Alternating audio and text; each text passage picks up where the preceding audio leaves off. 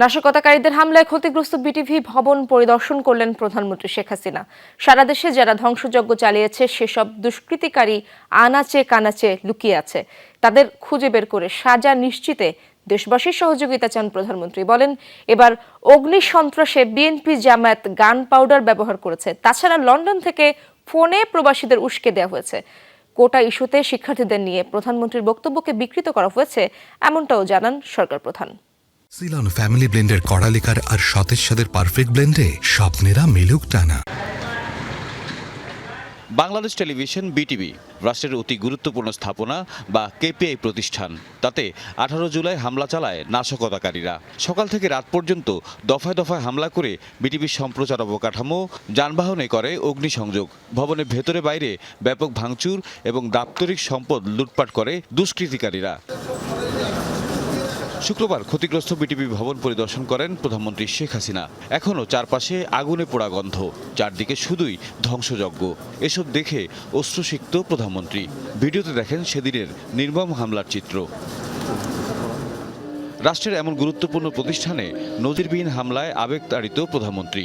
বলেন, এ যেন 71-এর পাকিস্তানি হানাদারদের তাণ্ডব। আজকে এসে এই টেলিভিশনে যে ধ্বংসযজ্ঞ আমি দেখলাম, এটা কারোর পক্ষে সহ্য করে না।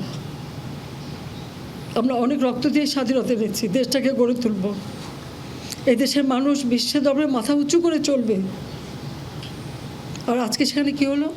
যারা সারা দেশে ধ্বংসযজ্ঞ চালিয়েছে তাদের খুঁজে বের করে শাস্তির আওতায় আনতে দেশবাসীর সহযোগিতা চাইলেন সরকার প্রধান। যারা এটা ধ্বংস করলো আর যাদের জন্য এই দুর্ভোগ, যাদের জন্য আজকে বিদেশে বাংলাদেশের ভাবমূর্তি নষ্ট হচ্ছে, আমি তাদের বিচারের ভার এদেশের জনগণের উপরেই দিয়ে যাচ্ছি। মিথ্যা অপপ্রচার চালিয়ে কাউকে যেন বিভ্রান্ত করতে না পারি।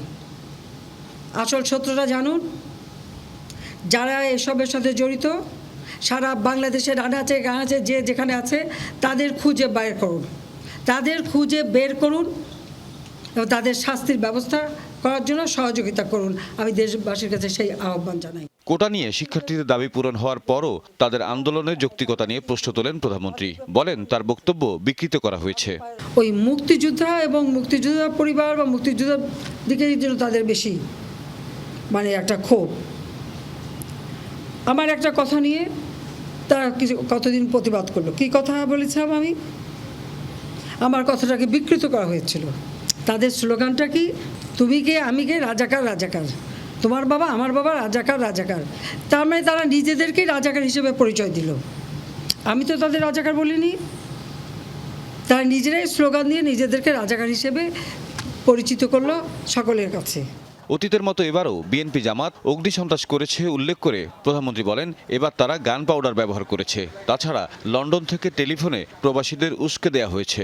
এখনও আরও অনেক জায়গায় টেলিফোন করে বলছে ওখানে আন্দোলন করো।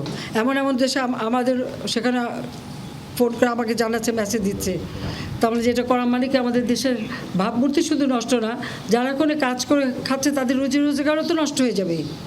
তো এখন এটা কিসের জন্য এই ধরনের আচরণ করা হচ্ছে, এটাই আমার প্রশ্ন। সাজাপ্রাপ্ত আসামি মুচলেখা দিয়ে দেশ ছেড়ে এখন দেশ ধ্বংস।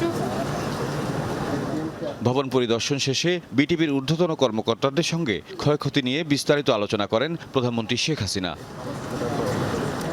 তাওহিদ মিথুন, যমুনা নিউজ, ঢাকা।